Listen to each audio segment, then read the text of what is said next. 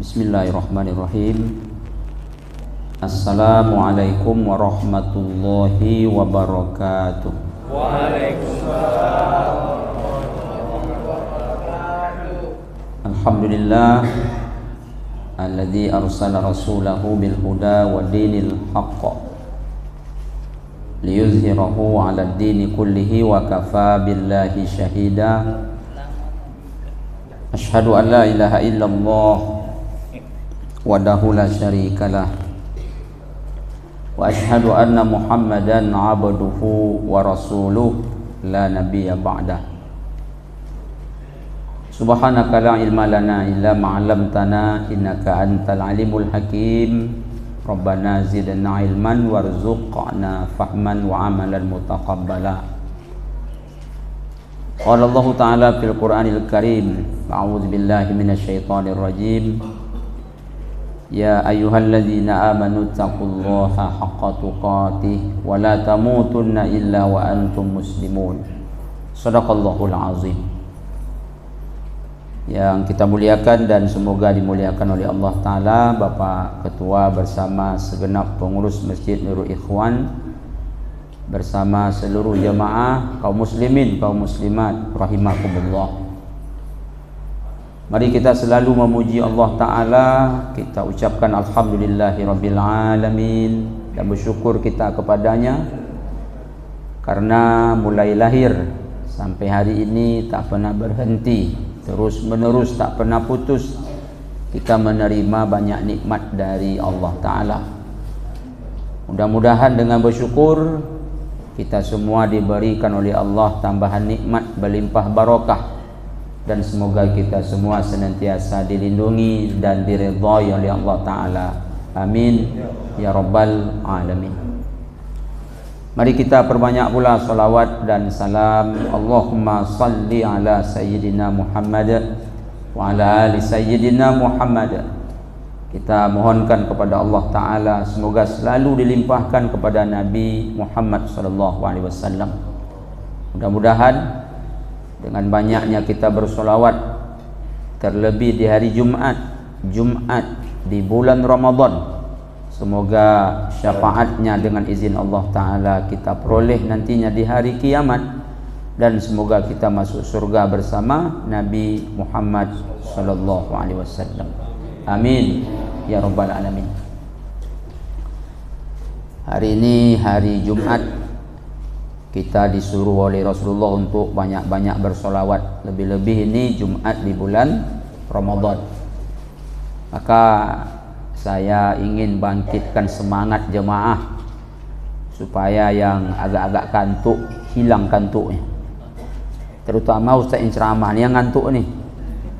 Jadi kita bersolawat dulu, semoga Allah Ta'ala meridhoinya.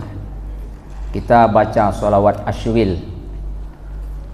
Bismillahirrahmanirrahim. Allahumma salli ala sayyidina Muhammad wa ashril zalimin bizzalimin wa akhrijna min bainihim salimin wa ala alihi wa sahbihi ajmain. Sekali lagi. Allahumma salli ala sayyidina Muhammad وَأَشْغِلِ الظَّالِمِينَ بِالظَّالِمِينَ وَأَخْرِجْنَا مِنْ بَيْنِهِمْ سَالِمِينَ وَعَلَى آلِهِ وَصَحْبِهِ أَجْمَعِينَ. Sallallahu Rabbuna ala nuril mubin Ahmad al-Mustafa sayyidil mursalin wa ala alihi wa sahbihi ajmain wa ala alihi wa sahbihi ajmain. Jemaah tamu-tamu Allah yang berbahagia, ceramah kita subuh ini saya beri judul menjadi bahagian dari keluarga Allah Ta'ala. Mungkin ada jemaah yang tertanya-tanya di hati tentang judul ini. Apa sebab? Allah Ta'ala itu bukan ayah, bukan ibu, bukan abang, kakak, adik, bukan suami, bukan istri. Tapi ternyata Allah Ta'ala punya keluarga. Judul ini kita angkat dari hadis Nabi Muhammad SAW, riwayat Ibnu Majah. Rasulullah SAW bersabda, Inna lillahi ahlina minan nas. Sesungguhnya Allah Ta'ala itu memiliki keluarga dari golongan manusia. Qala ya Rasulullah man hum. Lalu sahabat ada yang bertanya, siapa mereka ya Rasulullah yang disebut dengan keluarga Allah itu? Qala, Rasulullah SAW menjawab, ahlul Quran hum ahlullah wa khassatuh. Ahli Quran, ahli Quran itulah keluarganya Allah dan mereka orang-orang yang istimewa. Jamaah tamu-tamu Allah yang berbahagia, ada di satu kampung umpamanya orang itu orang terpandang, pangkat tinggi, orang besar. Itu biasanya ada orang yang menghubung-hubungkan dirinya dengan orang tersebut, sehingga dia mengaku-ngaku sebagai keluarganya. Bertanyalah kita sama abang itu, bang, abang kenal tak dengan bapak itu? Oh, itu keluarga aku tuh. Ada hubungan keluarga dengan aku tuh. Bapak tuh? Iya. Apa hubungannya? Neneknya kan punya nenek itu. Tuh neneknya tuh lagi tuh, kan punya nenek juga. Itu adik-beradik dengan kakek aku. Kakek aku tuh punya kakek lagi. Punya kakek pula lagi. Itulah hubungannya. Setinggi-tingginya hubungan. Lagi dengan abang apa hubungannya? Awak cucunya yang ke-205. Begitulah. Ingin ada hubungan dengan orang besar itu. Kalau dengan orang besar awak ingin ada hubungan, maka dengan Allah yang maha besar kita juga ingin ada hubungan, dan hubungan itu hubungan spesial, hubungan sangat luar biasa. Lalu bagaimana caranya? Dalam hadis Nabi tadi, kita mesti menjadi ahlul Quran. Hum ahlullah, ahli Quran itulah keluarga Allah, dan mereka adalah orang-orang yang istimewa. Insya Allah dalam Ramadan ini, karena kita sering baca Quran, semoga kita memang bahagian dari keluarga Allah Ta'ala itu. Lalu jamaah tamu-tamu Allah yang berbahagia, apa langkah-langkahnya? Yang pertama, kita senang mendengarkan ayat suci Al-Quran. Dalilnya surah Al-A'raf ayat 204. Allah berfirman, wa idza quri'al Qur'anu fastami'u lahu wa ansitu la'allakum turhamun. Dan apabila dibaca Al-Quran itu, dengar, diamlah, agar kamu, kata Allah, mendapat rahmat. Ada dua perintah dalam ayat ini ketika Al-Quran dibacakan. Yang pertama, didengar. Didengar dengan telinga, kemudian masukkan ke relung hati paling dalam. Dan saat mendengarkan Al-Quran itu, apa perintah Allah? Diam. Apa makna diam? Satu, tak bersuara, kecuali suara Al-Quran yang sedang kita dengar. Yang kedua, tak ada aktivitas lain, kita betul-betul diam. Maka kalau dua ini seiring sejalan, saat Al-Quran dibacakan, tak mungkin Allah sembarang ngomong, yaitu diberikan rahmat, maka rahmat itu akan didapat. Ada orang Al-Quran dia dengar, tapi sambil memposting status.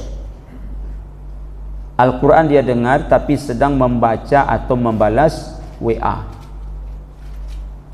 Al-Quran sedang dia dengar, tapi bersamaan dengan itu dia sedang nonton televisi. Al-Quran dia dengar, tetapi seiring dengan itu dia berbicara. Maka orang seperti ini tidak akan mendapatkan rahmat, karena baru dapat rahmat, dia dengar dengan telinga dan hati, dia diam 1000 bahasa. Maka aktivitas seperti itu mendapat rahmat dari Allah Ta'ala. Ada seorang preman besar sebelum sadar, namanya Fudail bin Iyad. Ini perampok. Fudail bin Iyad ini kalau merampok, memang betul-betul merampok. Semua-muanya dirampok. Jangan coba-coba melawan. Kalau melawan, dibunuh.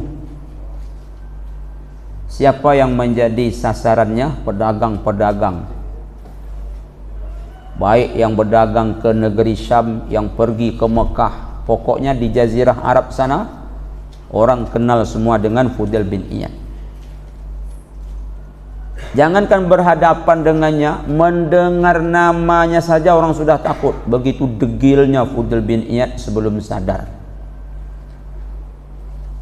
Jemaah tamu-tamu Allah yang berbahagia, sampai-sampai pedagang itu kalau pergi ke suatu kota, mutar, tak berani lewat lagi di kampung Fudail bin Iyad, karena kalau lewat pasti kena rampok, melawan kena bunuh. Tapi karena sekarang pedagang udah mutar, bolehlah dikatakan Fudail bin Iyad kurang pemasukan, tak ada lagi yang nak dirampok.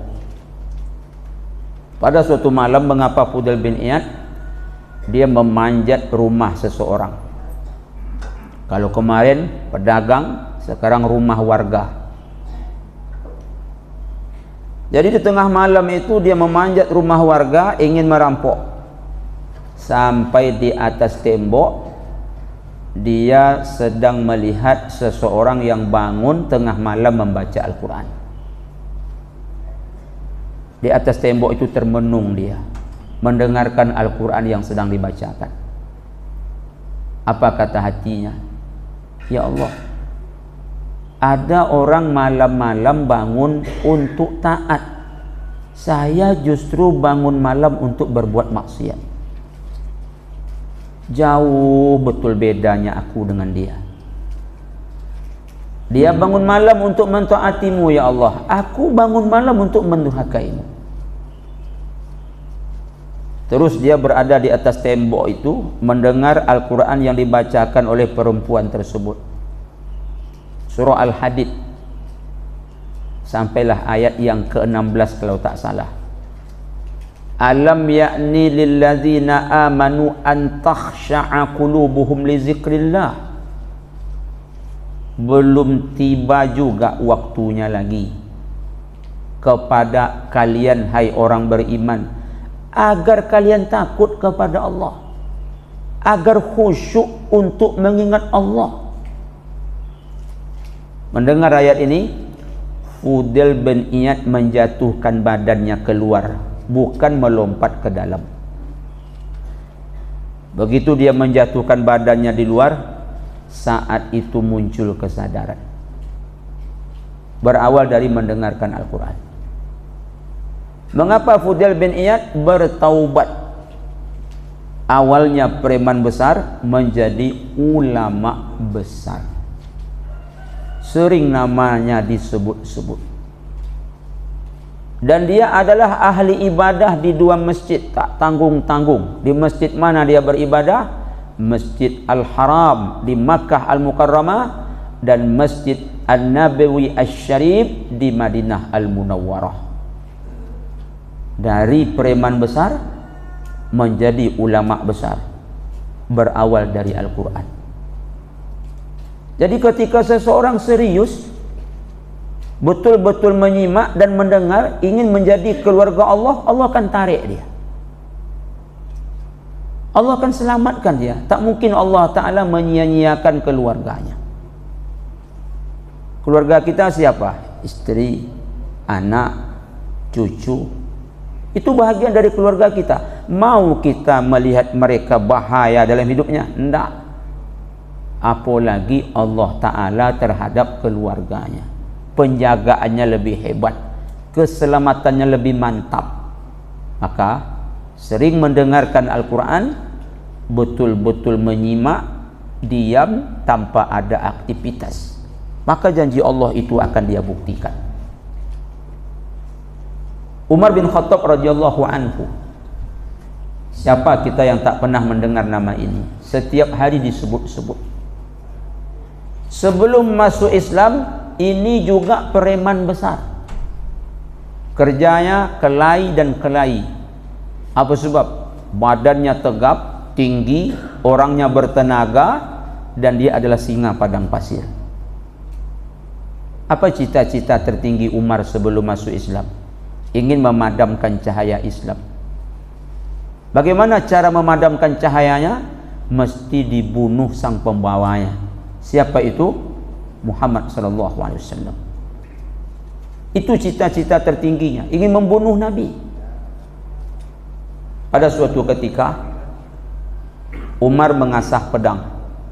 Pedang yang panjang tadi tajam mengkilat. Untuk apa? Mencincang-cincang badan Nabi Muhammad SAW. Setelah diasah tajam, Umar pegang pedang itu dengan tangannya, lalu dia berkeliling di Mekah mencari di mana Muhammad sekarang berada. Di tengah perjalanan bertemu dengan seorang lelaki namanya Nu'aim bin Abdillah. Mata Umar merah, keringat bersimbah, napasnya sesak, emosinya memuncak. Bertanya Nu'aim bin Abdillah, Umar, aku lihat kau ni agak lain nih. Nak kemana? Ingin membunuh Muhammad. Muhammad hari ini mesti mati. Lalu apa kata Nu'aim bin Abdillah?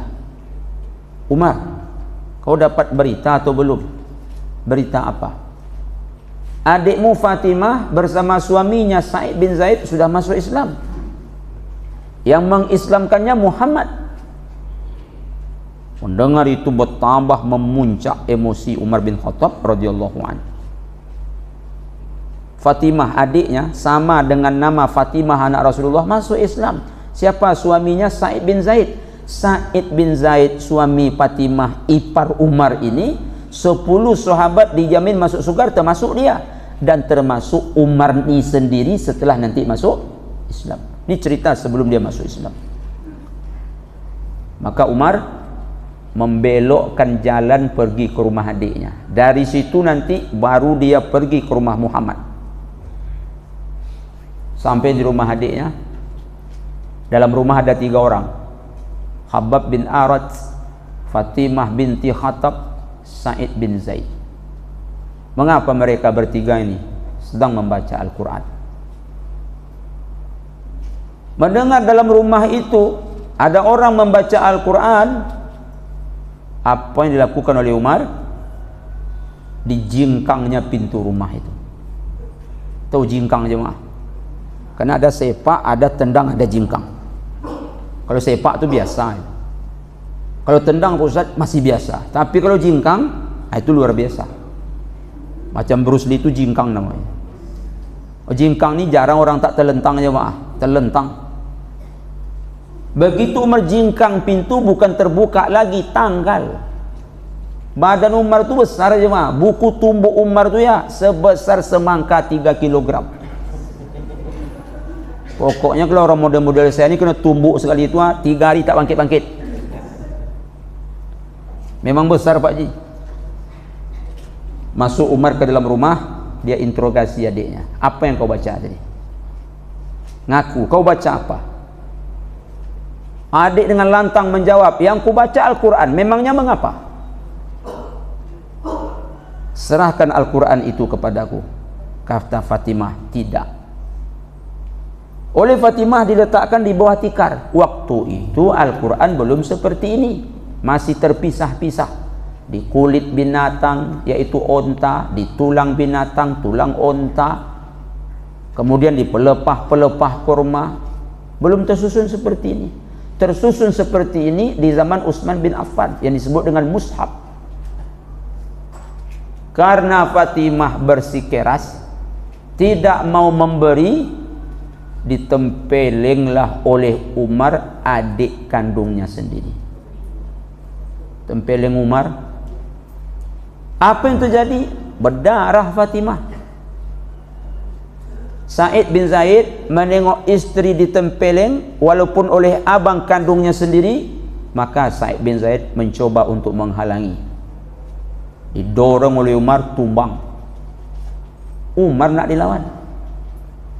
Dalam rumah ada Khabbab bin Arad. Khabbab bin Arad menengok ini. Apa kata Khabbab? Ini tak bisa ni, bahaya ni katanya. Lari dia ke belakang. Kaum muslimin, kaum muslimat, sambil menangis, menahan sakit, apa kata Fatimah? Umar, usahakan dipukul, dibunuh saja, aku tak takut. Hari ini tempat takutku hanya Allah, bukan engkau. Tempat seganku sekarang Rasulullah, bukan engkau Umar, bukan engkau Rasulullah yang ku segani. Jangan tanggung-tanggung, bunuh sekalian, aku tak takut.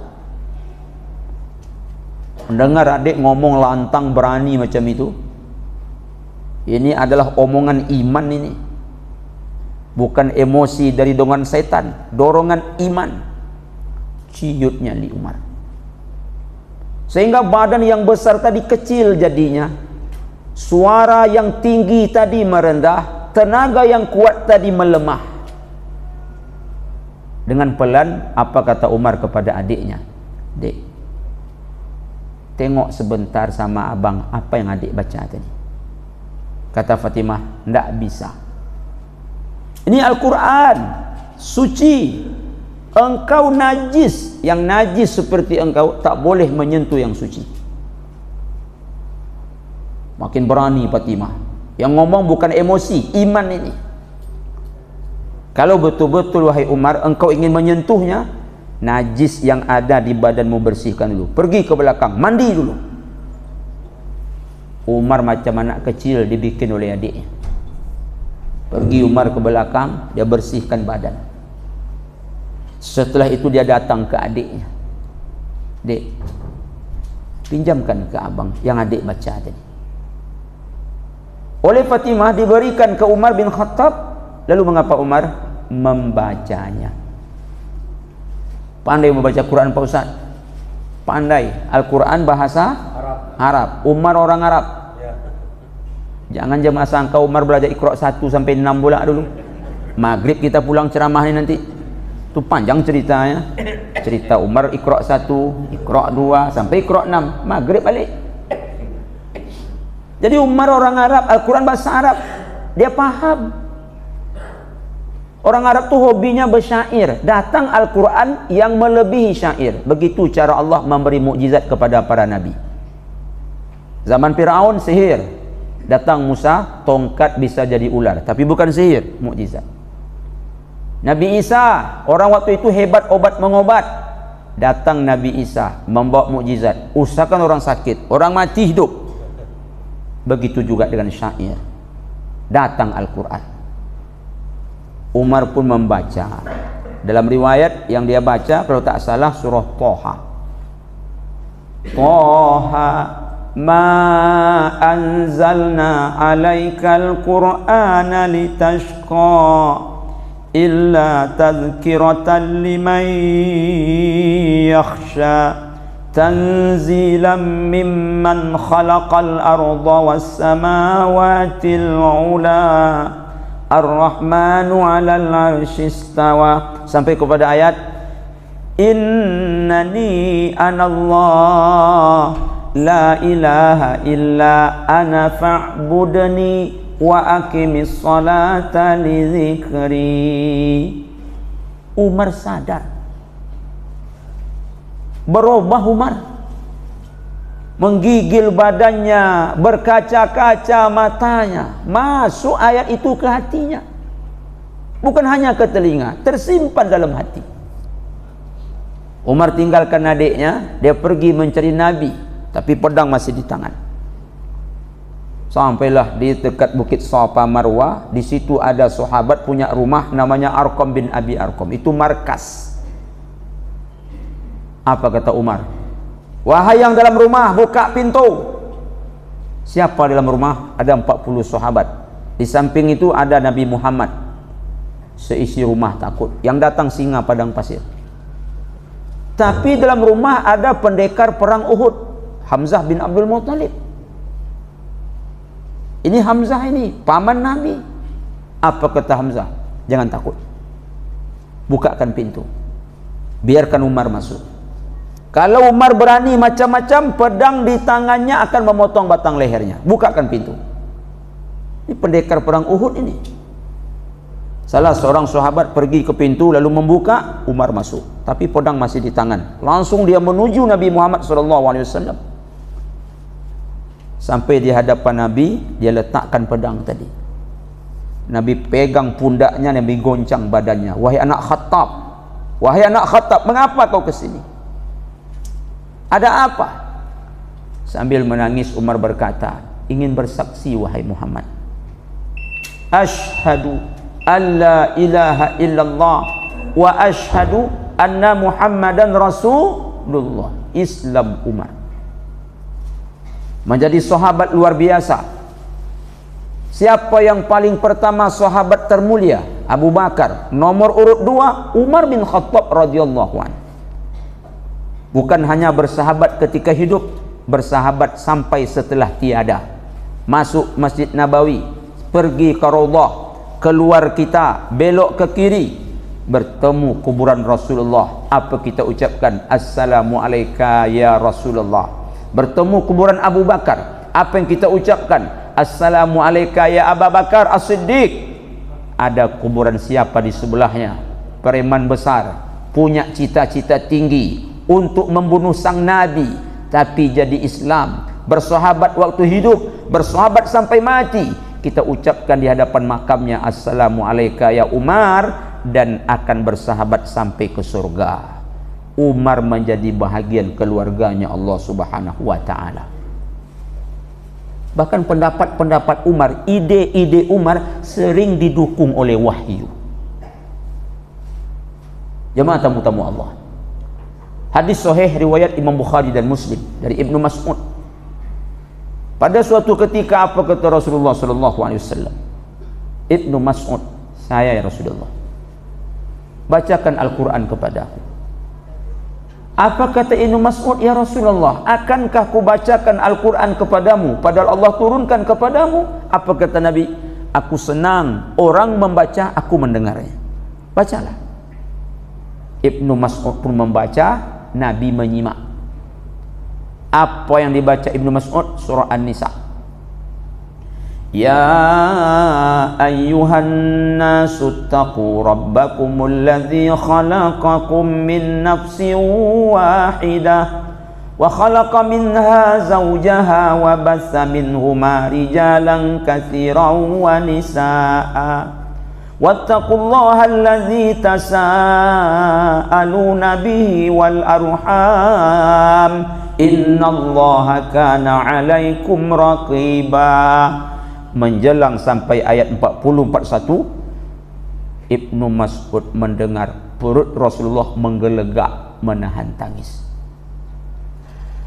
Tapi Ibnu Mas'ud tak berhenti, terus membaca. Dan Ibnu Mas'ud tak berani menoleh ke wajah Rasulullah. Apa sebab? Begitulah sahabat, kalau duduk bersama Rasulullah tak berani menghadap wajah Rasulullah, apalagi sedang baca Quran. Apa sebab? Wibawa Rasulullah itu luar biasa. Sampai ayat 41, Ibnu Mas'ud mendengar sedu sedan isak tangis Rasulullah. Apa bunyi ayat 41? Fa kaifa idza ji'na min kulli ummatin bi syahid wa ji'na bika ala haula'i syahida. Apa kata Rasulullah? Cukup Ibnu Mas'ud, cukup. Maka Rasulullah SAW memegang pundaknya, baru berani Ibnu Mas'ud mengangkat kepalanya. Apa yang dia sudah lihat? Basah pipi Rasulullah karena air mata. Begitu beliau menyimak. Jadi jemaah, upaya pertama agar Allah pandang kita adalah keluarganya adalah suka mendengar Al-Quran. Yang kedua, kita ringkas-ringkas saja, senang membacanya. Insya Allah semoga kita termasuk bahagian keluarga Allah. Kenapa? Bulan Ramadan ini terbukti kita senang baca Al-Quran. Semoga nanti sampai ke akhir hayat, bukan hanya sampai ke akhir Ramadan. Allah berfirman, Al-Baqarah 121, alladzina atainahumul kitaba yatlunahu haqqa tilawati. Orang-orang yang diberi kitab Al-Quran, maknanya di sini mereka membaca dengan sebenar-benar bacaan. Ada 3 maksud sebenar-benar bacaan. 1, benar membacanya dengan cara tajwidnya, panjang pendek, dengung tak dengungnya, ikhfa iklab izhar idghamnya. Yang kedua, makna benar-benar membaca, memikirkan bacaan. Yang ketiga, memahami. Yang pertama apa tadi? Membaca dengan tajwid. Jemaah, oh jemaah, kalau pagi-pagi ini sesekali dipanggil jemaah. Kalau tidak nanti ceramah sendiri Ustaz. Yang nunduk-nunduk tuh saya percaya betul. Kadang-kadang hilang tuh. Untuk mengetes hilang atau tidak, makanya dipanggil. Jemaah? Berarti tak hilang. Mohon maaf.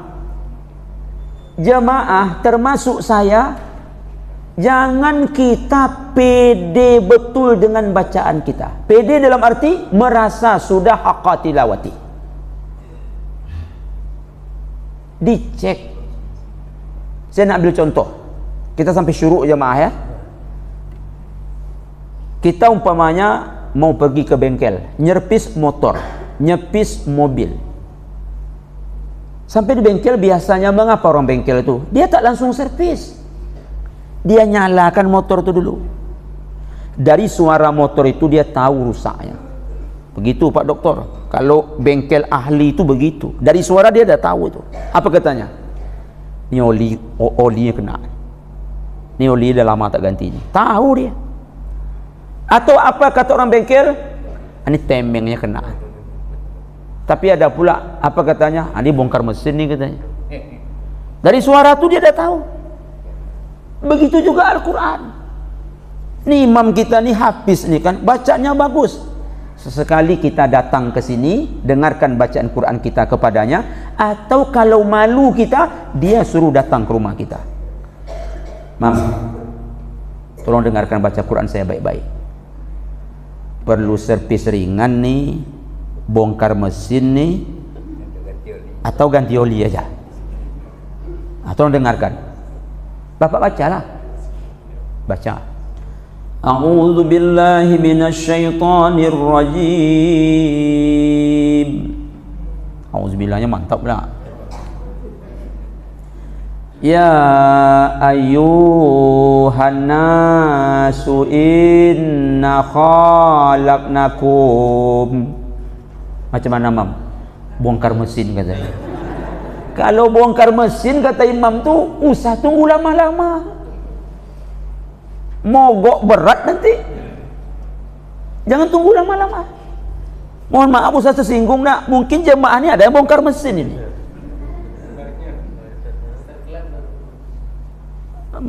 Kelip apapun namanya. Panggil dia. Kalau tak mau datang ke tempatnya, tolong dengarkan mam. Imam tolong sampaikan apapun model bacaan saya. Usah marah jemaah. Nanti apa kata imam, ni bongkar mesin ni paknya. Ya iyalah mah, masa iyo? Jangan. Ikut aja. Ini Al-Quran, bukan bahasa Jawa, bukan bahasa Indonesia, bukan bahasa Melayu, bukan bahasa Ocu. Bahasa kita panjang pendek tak masalah. Saya itu aja maknanya. Al-Quran tak bisa. Alam tara kaifa fa'ala rabb. Jangan baca seperti ini. Alam tara kaifa fa'ala. Tak mau dia. Sampai kiamat alam tara kaifa fa'ala rabb. Jangan dirubah-rubah. Al-Quran ini boleh dikatakan rumit huruf-hurufnya supaya menjadi tak rumit dipelajari. Contoh, sa gigi 3, sya gigi 3, so sa. Huruf ini banyak orang salah menyebutnya. So, sa, sya. Ini banyak orang salah menyebutnya. Kadang huruf sa semuanya. Ihdinas siratal mustaqim katanya. Tak bisa jemaah. Maka perlu didengarkan apa kata orang tersebut, kita belajar. Belum terlambat. Belum terlambat. Karena menuntut ilmu itu startnya perut ibu, finisnya perut bumi. Jemaah kaum muslimin, kaum muslimat, haqqa tilawati. Dan mempelajari Al-Quran itu pasti besar pahalanya. Ingin jadi keluarga Allah, Allah pasti mudahkan. Semoga kalau bacaan kita kurang bagus, kita tunjukkan hasil ceramah pagi ini. Setelah bulan Ramadan kita belajar tahsin. Masya Allah. Yang ketiga, ingin menjadi bahagian keluarga Allah, pertama mendengar, kedua membaca, yang ketiga kalau dapat mau menghafalnya. Mau menghafalnya. Jemaah, kalau kita mau menghafal Quran seayat sehari, 18 tahun hafal Quran. 18 tahun hafal Quran. 18 tahun. Umur 70 sekarang, hafal Quran 88 tahun. Kalau umur 60 sekarang, satu ayat sehari, hafal Quran nanti umur 78 tahun. Tapi kayaknya tak sampailah 18 tahun. 10 tahun insyaAllah hafal lah. Karena jemaah dah banyak hafal Al-Quran. Al-Fatihah dah hafal. Al-Fatihah berapa ayat? 7. Tinggal lagi 17 tahun 11 bulan 23 hari. Tak sampai 18 tahun lagi. Tambahin nak talina 3 ayat dah 10. Berarti 17 tahun 11 bulan 20 hari. Alam tarakai pasti dah hafal semuanya. Izaja, tabat yada, kul huwallah, kul a'udz bil falaq, wadduha, alam nasrah, alam tarakai, ara'ai, tallazi, yuka. Betul jemaah? Tak sampai 18 tahun. Mungkin 10 tahun tuntas. Yang umur 60, umur 70 tahun hafal Quran. Yang umur 70, nanti umur 80 tahun hafal Al-Quran. Tapi apa kata jemaah tu? Nakkan sampai umur 20 ustaz. Begitu suruh ngapal ingat mati kawan. Umur berapa tadi? 70. Nanti hafal Quran 10 tahun hafal. Apa kata jemaah? Takkan sampai 20 ustaz. Tapi nanam sawit umur 90 yakin dia. Umur 90 dia nanam sawit. Kita tanya untuk apa pak? Masa depan pak ustaz. Suruh ngapal Quran ingat mati. Nanam sawit ingat masa depan. Begitu pandainya syaitan. Pokoknya apa kata ustaz aku tak bisa. Apapun argumentasi, apapun dalil terserah ustaz. Awak angkat tangan. Kenapa? Hafal ayat 1, masuk ayat 2. Ayat 2 hafal hilang ayat 1 Pak Ustaz. Masuk ayat 3. Ayat 3 hafal hilang pula ayat 2. Pokoknya apa kata ustaz terserahlah. Aku menyerah. Kalau menyerah, anak cucu kita ada yang menjadi penghafal Quran. Kalau apalah anak cucu kita dengan Al-Quran, mengapa Pak Ustaz? Satu, nanti Allah Ta'ala suruh anak kita memasangkan mahkota di kepala kita di hari kiamat di depan seluruh umat. Allahu Akbar. Kalau kita punya anak cucu hafal Al-Quran, dapat nanti dia menyelamatkan 10 anggota keluarganya yang udah dijamin neraka tak jadi lalu masuk surga. Bayangkan, ada anak cucu kita hafal Quran, dia bisa menyelamatkan 10 anggota keluarganya yang udah terdaftar sebagai penduduk neraka masuk surga. 10. Saya nak tanya dulu, minta maaf nih, ini sekedar tanya aja. Abang dah anak berapa? 4. Istri? 1. Berarti 6. 4 anak, istri 1, abang 1, 6. Masih ada jatah 4 untuk diselamatkan lagi. Pak RT berapa ya anak? 4. Istri? Masih 1 juga. Sama dengan bapak. Ada jatah 4 lagi karena jatahnya 10. Allah Ta'ala tak mungkin masukkan keluarganya ke neraka. Kita ya tak ingin anak kita masuk neraka. Usahakan masuk neraka. Masuk rumah sakitnya sedih hati kita tengok anak kita masuk rumah sakit, apalagi masuk neraka. Dan Allah lebih tak ingin lagi keluarganya. Tak mungkin Allah sia-siakan. Lalu caranya mau menghafal. Tak sanggup kita, anak cucu. Pak Ustaz, anak dah besar, cucu pun dah besar. Ada harta kita mengalir ke rumah-rumah Al-Quran. Yang keempat, mau mentadaburi ayatnya. Baca ayat, baca terjemah. Baca ayat, baca terjemah. Dalami, pahami, hayati. Yang terakhir, ini puncaknya, mengamalkan Al-Quran. Contoh mengamalkan Al-Quran, di 10 terakhir ini ada satu malam disebut dengan Lailatul Qadar. Saya yakin dari malam pertama 21 sampai malam tadi kita sudah bertanggang malam, tanda petik, menunggu turunnya Lailatul Qadar. Bertahanlah sampai malam terakhir. Itu bukti kita mengamalkan Al-Quran. Jemaah, kita kerja di perusahaan, berapa gajinya sebulan? 5 juta. Kalau setahun berapa gajinya? 60 juta. Apa kata pimpinan perusahaan? Mau bapak bekerja malam ini? Saya kasih gaji setahun. Pertanyaan, mau enggak? Kerja semalam dikasih gaji 1 tahun? Pasti kita mau. Yang tak mau ni tak beres ini. Yang tak mau ni tak beres orang ini. Kerja semalam gaji setahun Pak Doktor 60 juta. Semalam Lailatul Qadar berapa balasannya? Bukan setahun, 84 tahun. Cuma orang tergiur janji-janji dunia, ada orang tak peduli dengan janji Allah. Janji Allah otentik. Janji Allah ada dalam surah Al-Qadar. Yang bangun 10 terakhir, ada satu malam amalan diberi balasan 84 tahun. Saya yakin ada orang gaji kita satu malam usah 36 juta. 10 juta orang gaji kita satu malam, pasti kita kerjakan. Pasti kita kerjakan. Atau Allah bilang seperti ini. Ini contoh. Ini saya kiaskan. Apa kata Allah? Malam ini aku nikahkan engkau dengan bidadari. Pertanyaan, ada bapak yang tidur malam itu? Saya takkan tidur saya. Saya tunggu saya sampai ijab kabul itu terjadi. Karena Allah nikahkan saya dengan bidadari malam itu. Tak mungkin saya tidur. Tak mungkin saya tidur.